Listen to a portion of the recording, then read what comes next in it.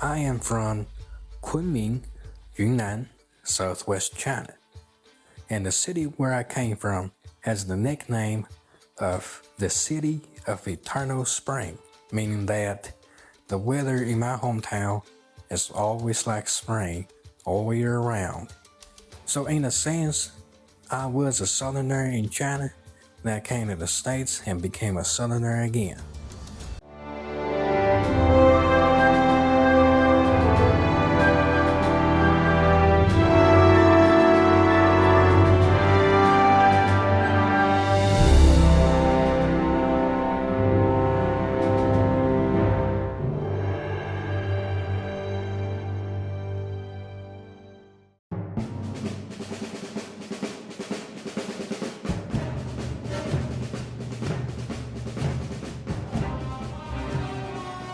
This is Our American Stories, and our next story is about a man named Bruce Wang. He's Chinese born, a college student in Texas, and he learned a Southern accent by watching, of all things, Duck Dynasty, and got a job as a cowboy on a ranch. As you're about to hear, Bruce may be Chinese born, but he's all American. Here's Bruce Wang to tell his story. Hi, friends and partners. It's been my great honor to be invited by Mr. Greg Hengler to be on the show and talk about my experience here in America. My name is Shibo Wang, but I also go with Bruce. When school is on, I am a graduate student at Texas Tech University, but when there's no school, I am a feedlot cowboy. As some of y'all may not expect, that I am actually from China, and it's kind of rare to see an Asian cowboy across the country. Well, if you come to West Texas, if you see one, that might be me. I am from Kunming, Yunnan, southwest China, and the city where I came from has the nickname of the City of Eternal Spring, meaning that the weather in my hometown is always like spring all year round. So in a sense, I was a southerner in China that came to the States and became a southerner again. But this transformation was not as smooth as some people might assume, because no matter where you live, life is not always easy.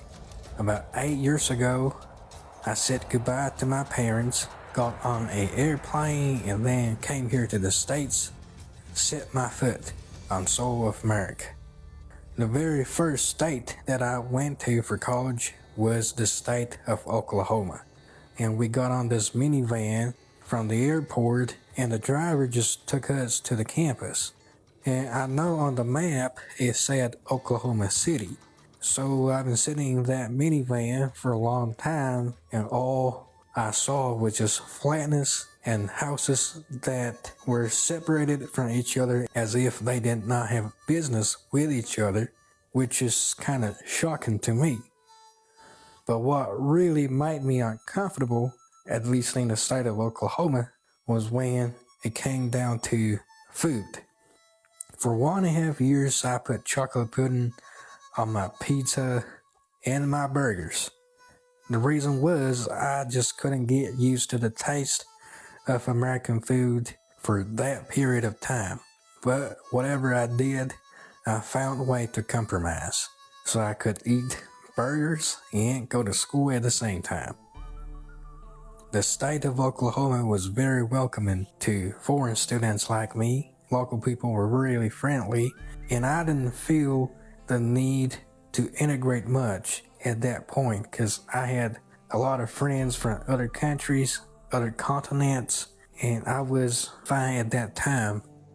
After the second year of me being in college, one day my mom called and said, well, son, you need to transfer to a bigger university with a better engineering program. Well, I thought to myself, well, I've been here for more than 2 years and I had some fun, and it won't hurt to go to other parts of the United States and just see the rest of this country. So I agreed. Initially, I was planning to transfer to the University of Wyoming. However, my mentor at the time called me. Back in the old days, he and his wife both worked at the university where I went to school for in Oklahoma. But then his wife came to Texas for her PhD program, so he followed her. Then he called me and tried to convince me to come down to Texas. I said no way, because in my mind, and upon all my understanding of all the stereotypes of Texas, this is one of the least places I would ever want to come. But eventually, I thought about it and reflected upon my experiences with so-called racism in America, then eventually came to the conclusion that the most important determining factor of my happiness is me, not someone else. So once that thought kicked in, I decided to say, you know what? Why can't I just give Texas a try? Then my mentor came to Oklahoma, we loaded up my stuff, and we were on our way to Texas. Unfortunately, when I got to Texas, things had a downturn. There were more churches. It was a bigger campus, which made it more difficult to make friends. And after the first semester, since I transferred school to Texas, I decided to drop out. Because coming to a bigger university with a better engineering program made me realize I had zero interest for being an engineer. And I just did not see any point for continuing my higher education. So my mentor asked me to go to his office at the International Cultural Center, and I sat there. He basically lectured me in a mildly loud Southern accent. For some strange reason, I decided to stay in college and just to finish. So at that point, I was no longer an engineering student. I switched my major to interdisciplinary studies, which contained 3 minors instead of a major.